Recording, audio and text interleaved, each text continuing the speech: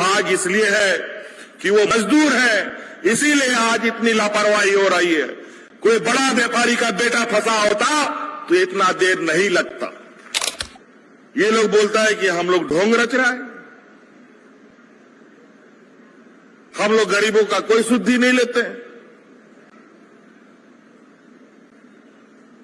हमको लगता है ये लोग शीशा का चश्मा नहीं, ये लोग टीना का चश्मा पहनता है बेईमान का। आप विश्व गुरु अपने आप को बोलते हैं, देश का सबसे ताकतवर, दुनिया का सबसे ताकतवर नेता और देश का ताकतवर पार्टी बोलते हैं।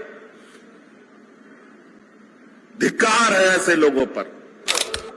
कलयुग चल रहा है, जितना बड़ा आदमी उतना बड़ा झूठ बोलने वाला अब मिलता है। कुछ हमारे मूलवासी आदिवासी भी उनके चंगुल में फंस करके कुछ नया उल्टा सीधा कहानी गढ़ने में लगे रहते हैं और लोकल चेहरा दिखा करके उलूल जुलूल आपके दिमाग में जहर भरने का काम करता है। जब इधर उधर से नहीं सकता है तब जाति धर्म का जहर डाल देता है। राज अलग हुए 23 साल हुआ, क्या क्या सरकारों ने, इतनी समस्या, आज 1-1 करोड़ जैसी समस्या हमारे गांव से उठ के आ रहा है। पहले कभी कोई ब्लॉक कार्यालय काम नहीं करता था, कभी कोई कलेक्ट्रेट काम नहीं करता था, कोई ग्रामीण किसान मजदूर की बात सुनने वाला नहीं था। आज हम पदाधिकारियों को गांव में ले जाकर आपकी समस्याओं को अपने तक लाने का हम काम करें। और ये आवास जो प्रधानमंत्री आवास देते हैं, उससे बढ़िया 3 कमरे का आवास हम लोग सुसज्जित आवास बना करके देंगे और उससे ज्यादा दाम का हम लोग का आवास भी होगा। पहली बार जब हम लोगों ने शिविर लगाया तो 35 लाख हमको आवेदन मिला गांव से, गरीब गुरुआ लोगों का। दूसरा चरण जब हम लोगों ने शिविर लगाया तो लगभग 50-55 लाख हमको आवेदन मिला। तो लगभग समझिए 1 करोड़ का लगभग गांव की समस्या सरकार तक आई थी। इसका मतलब राज अलग हुए 23 साल हुआ, क्या क्या सरकारों ने, इतनी समस्या, आज 1-1 करोड़ जैसी समस्या हमारे गांव से उठ के आ रहा है, किसी को पता ही नहीं। इसका मतलब पहले कभी कोई ब्लॉक कार्यालय काम नहीं करता था, कभी कोई कलेक्ट्रेट काम नहीं करता था, कोई ग्रामीण किसान मजदूर की बात सुनने वाला नहीं था। आज हम पदाधिकारियों को गांव में ले जाकर आपकी समस्याओं को अपने तक लाने का हम काम किए और इस शिविर को सफलतापूर्वक हमारे उन्हीं पदाधिकारियों ने काम किया जो पहले से कार्यरत थे। लेकिन पहले की सरकारों ने पूरी व्यवस्था को सिर्फ अपनी सेवा में लगाया, राज्य की जनता की सेवा में नहीं लगाया। और राज्य के कर्मचारियों को तनख्वाह सरकार इसीलिए देती है कि वो आपकी सेवा करे, हमारे किसान मजदूरों की बातें सुने और उनकी समस्याओं का समाधान करे। लेकिन इससे पहले कर्मचारियों को आदेश देने वाले जो लोग थे, उन लोगों ने इस राज्य के कर्मचारियों को, राज्य की जनता की सेवा को छोड़ अपनी सेवा में लगा दिया और नतीजा ये हुआ कि 1-1 करोड़ गांव की समस्या का दरखास्त हमारे तक पहुंचा। हमने उन दरखास्तों को खंगालना शुरू किया कि कौन सा दरखास्त सबसे अधिक आया, किस तरीके की समस्याएं सबसे अधिक है, और उस सबका सूची बनाओ और एक एक करके उस समस्या का समाधान करना शुरू करो। तो पहला चरण का जो हमारे पास दरखास्त आया, तो इस राज्य में हमारे गरीबी की जो पीड़ा थी, उसमें सबसे अधिक जो हमको आवेदन मिला वो पेंशन को लेके हमारे पास, कोई विधवा पेंशन का, कोई विकलांग पेंशन का, कोई वृद्धा पेंशन का, और इस समस्या का समाधान किसी सरकार ने भी कभी नहीं निकालने का प्रयास किया। ना विधायक, ना सांसद के पास, ना दिल्ली सरकार के पास, ना राज्य सरकार के पास। पहले तो डबल इंजन की भी सरकार थी, लेकिन कभी इन लोगों ने इस राज्य के गरीबों के आंख के आंसू पोंछने का काम नहीं किया। तो हमने भी इस बात को सोचा कि इस काम को कैसे किया जाए। हमने जब इसका आंकड़ा निकाला तो बहुत पहले तो हमको जानकारी थी, क्योंकि हम भी गांव घूमते थे, हमारे पास भी समस्याएं आती थी, लेकिन समाधान तो हम तब करेंगे ना जब हम सरकार में होते। हमने ये वादा किया था और इस अनुरूप हमने इस राज्य के सभी बुजुर्गों को पेंशन देने का सर्वजन पेंशन योजना को हम लोगों ने लागू किया। आज कोई बूढ़ा बुजुर्ग हमारा गांव में पेंशन के लिए नहीं भटक रहा है। पहले दलालों को कितना पैसा खिला चुका पता नहीं, बेचारा 1000 पेंशन के लिए 5-5 हजार रुपया का घूस खिला चुका था। आज वो बिचौलियों की जरूरत नहीं है। कोई वृद्ध व्यक्ति पदाधिकारी के पास अपना आवेदन देगा और 60 साल का वृद्ध होगा, अगर उसका पेंशन नहीं बनेगा तो पदाधिकारी वहीं सस्पेंड हो जाएगा।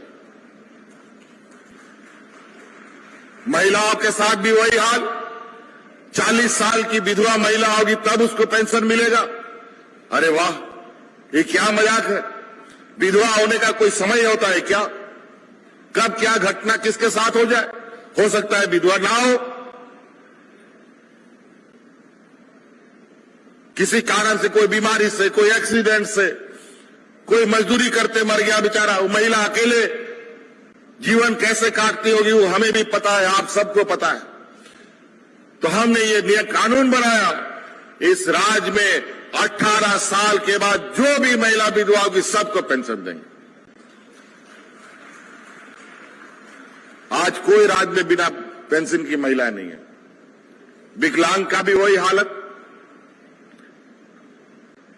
सरकार ने उस पर भी एक कैप लगा दिया था, इससे अधिक लोगों को विकलांग पेंशन नहीं देंगे, इतना से अधिक लोगों को विधवा पेंशन नहीं देंगे, वृद्धा पेंशन नहीं देंगे। लेकिन इस राज्य के गरीबी के बारे में तो कभी इन लोगों ने कोई आंकड़े नहीं बनाए, ना कभी इस पर कोई चिंता की कि इसका कैसे सामाजिक सुरक्षा किया जाए। तो विकलांग को भी वही 20 साल 40 साल के बाद पेंशन मिलता था। अब राज्य में किसी भी घर में कोई भी बच्चा विकलांग पैदा होगा तो पैदा होने के 5 साल के बाद से ही उस बच्चे को पेंशन मिलेगा। ये भी हम आपके लिए कानून बना दें।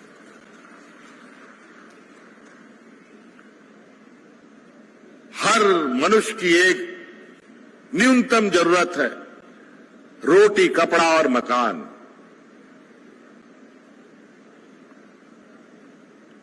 आप लोगों को याद होगा, इससे पहले की सरकारों ने इस राज्य के गरीब गुरुआ का लगभग 11 लाख राशन कार्ड डिलीट कर दिया था। और नतीजा ये हुआ कि 2019 के पहले इस राज्य में लोग हाथ में राशन कार्ड लेकर के भात भात करते हुए मरा है। और इन्हीं क्षेत्रों में, गुमला, सिमडेगा, लोहरदगा क्षेत्रों में कई घटनाएं घटी हैं, लोग भूख से मरे हैं। और सामान्य जीवन में और कोरोना जैसा महामारी में भी हमने एक भी आदमी को भूखा नहीं मरने दिया।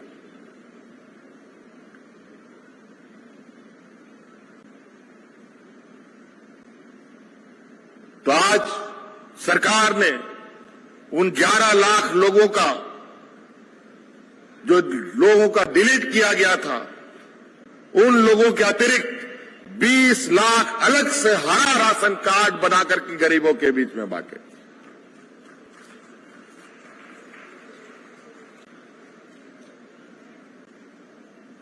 और तो और मकान को भी लेकर के बहुत हुज्जतें हुई। हम और विभागीय मंत्री दिल्ली का चक्कर लगाते रहे। केंद्र सरकार बोली 2022 तक सबको आवास दे देंगे, लेकिन झारखंड में तो गरीबी इतना है, लगभग आधे से अधिक लोगों को आवास देना पड़ेगा, ये हालत हो गई थी।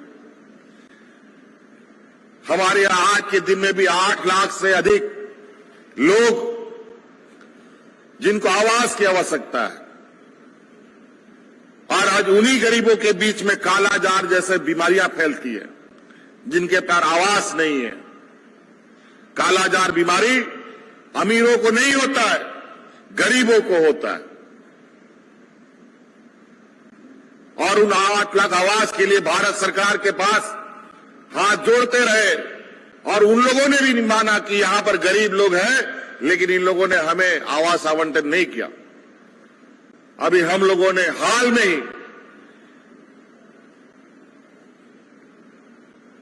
पहले यहां के लोगों की सामाजिक सुरक्षा उनको प्रदान हो, इसके लिए आबुआ आवास नाम से हम लोगों ने योजना प्रारंभ करना शुरू कर दिया है। अभी आपके यहां शिविर कैंपों में भी जो हमें जानकारी मिल रही है कि आबुआ आवास का जो स्टॉल है उसमें सबसे अधिक भीड़ लगता है। हम जिला प्रशासन से कहना चाहेंगे कि अभी कई जगहों से हमें इसकी जानकारी मिली है, जरूरत पड़े एक नहीं आप 2 आवास का स्टॉल लगाएं और सभी का आवेदन लेकर के उसको हमारे तक पहुंचाने का काम करें। और ये आवास जो प्रधानमंत्री आवास देते हैं, उससे बढ़िया 3 कमरे का आवास हम लोग सुसज्जित आवास बना करके देंगे, और उससे ज्यादा दाम का हम लोग का आवास भी होगा।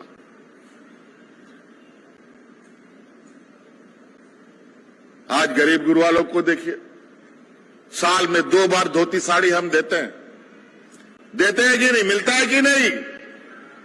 आवाज नहीं आ रहा है। धोती साड़ी मिलता है, सभी बुजुर्गों को पेंशन मिलता है, सभी महिलाओं को पेंशन मिलता है। महिलाओं का आवाज कम आ रहा है, पेंशन मिलता है। चलिए, लेकिन हमारे विपक्ष को क्या हो गया? ये लोग बोलता है कि हम लोग ढोंग रच रहा है, हम लोग गरीबों का कोई सुद्धि नहीं लेते हैं। हमको लगता है ये लोग शीशा का चश्मा नहीं, ये लोग टीना का चश्मा पहनता है बेमान सब, इसीलिए लोगों को कुछ नहीं दिखता। जब मौका मिला था तो कुछ किया नहीं, लोगों को भूखा मरने पर छोड़ दिया। और जब हम लोग ग्रामीणों के लिए काम कर रहे हैं तो पीछे पीछे हमारे कार्यों पर धूल ढकने का और षड्यंत्र रचने का काम में लगा हुआ। खैर, ऐसे लोगों को कभी दिखेगा भी नहीं। जिस राज को राज से कोई लेना देना नहीं, यहां के मूलवासी आदिवासियों से कोई लेना देना ना हो, वो आदमी को इससे क्या मतलब है? राज किसके लिए हुआ है? इस राज के मूलवासी आदिवासियों के लिए। और आज कुछ हमारे मूलवासी आदिवासी भी उनके चंगुल में फंस करके कुछ नया उल्टा सीधा कहानी गढ़ने में लगे रहते हैं, और लोकल चेहरा दिखा करके उलूल जुलूल आपके दिमाग में जहर भरने का काम करता है। जब इधर उधर से नहीं सकता है, तब जाति धर्म का जहर डाल देता है। कौन आदिवासी है, कौन गैर आदिवासी है, कौन हिंदू है, कौन मुसलमान है, कौन अगड़ा है, कौन पिछड़ा है, कौन क्रिश्चियन है, कौन गैर क्रिश्चियन है, दुनिया भर का। और ये सब विषय ऐसा विषय है जो घर में बैठा हुआ आदमी के दिमाग में भी हलचल पैदा कर दे। और ये लोग आग से खेलता है, और यही वजह है देश के अंदर सांप्रदायिक दंगे होते हैं। जहां सांप्रदायिक दंगा नहीं होता वहां इनका रोटी नहीं पकता है, लेकिन ये लोग हर हाल में सांप्रदायिक दंगे फैलाने में लगे रहते हैं। आज उत्तराखंड में यही हमारे विपक्षों का सरकार है, जाके देखिए वहां 41 मजदूर आज भी एक टनल में फंसा हुआ है 15-20 दिन से। देश के वैज्ञानिकों ने, देश के ठेकेदारों ने, देश के इंजीनियरों ने उनको निकालने का जो प्रयास किया सफल नहीं हो पाया। विदेशों से तकनीक और इंजीनियर को बुलाया जा रहा है, अभी भी सफलता नहीं मिली है।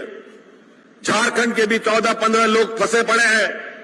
हमारे ऑफिसर अभी 15 दिन से वहां जाके बैठा हुआ है और रोज हर घंटे अब निकलेगा, 1 घंटे बाद निकलेगा, 2 घंटे के बाद निकलेगा।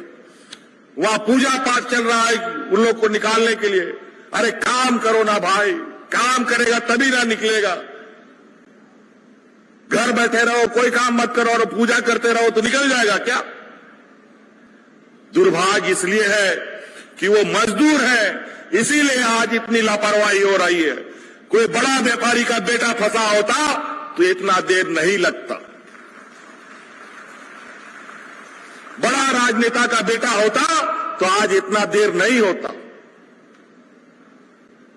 आज चूंकि वो मजदूर है, वो मर भी गए तो कोई फर्क नहीं पड़ता। ये स्थिति है। इससे पहले भी उसी जिले में एनटीपीसी का एक प्रोजेक्ट में बड़ा हादसा हुआ, झारखंड के मजदूर भी मारे गए। उसके बावजूद भी वहां के मंदिर को दर्शन कराने के लिए पूरा उत्तराखंड के जंगल को चूहों के जैसा कुतर दिया, इधर छेदा कर दिया, उधर छेदा कर दिया, जबकि वहां का पहाड़ इतना कमजोर है। देश का, दुनिया का साइंटिस्ट बोलता है बिना प्लानिंग के कार्य योजना बनाने का नतीजा यही होता है। और आज देख लीजिए, दुनिया के सामने ये चर्चा का विषय हुआ पड़ा है कि 15-20 दिन से ऊपर होने जा रहे हैं, अभी तक मजदूर बाहर नहीं आए। अजीब हालत है। ये सरकार का कार्यशैली है। यही आप विश्व गुरु अपने आप को बोलते हैं, देश का सबसे ताकतवर, दुनिया का सबसे ताकतवर नेता और देश का ताकतवर पार्टी बोलते हैं। धिक्कार है ऐसे लोगों पर।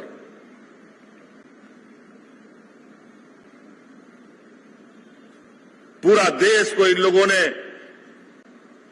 जो बदहाल कर दिया है। आज देखिए महंगाई आसमान छू रहा है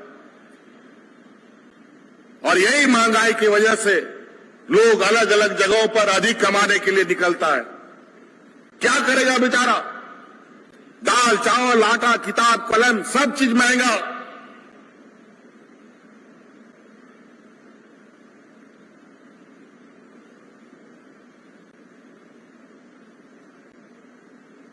और बड़ा तरीके से लोगों को बेवकूफ बनाता है। इतना तरीके से बेवकूफ बनाते हैं लोग, अब क्या कीजिएगा? लगता है कि बड़ा आदमी बोलता है तो सच्चे बोलता है। ऐसा नहीं है।